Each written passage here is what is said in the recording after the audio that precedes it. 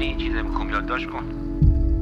یادداشت بکنی؟ بله بفهم من یک به یک هیچ اندار از بین ما برو. ما دست بردار نیام.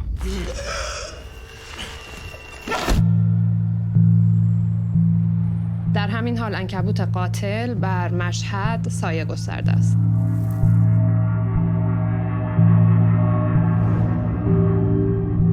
علاوه بر اون قطرهای ناموسی هم هست. سارقای مسلم هستن.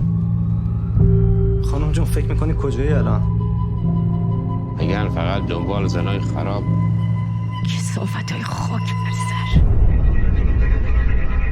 در واقع این شخص طبق فتوا همه.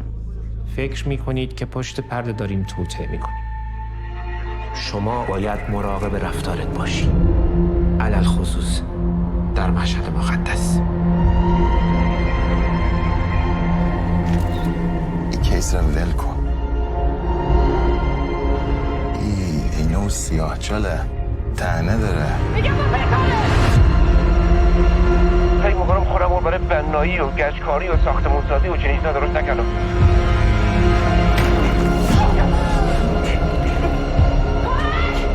شاهد خواهیم بود. شاهد امدادهای غیبی.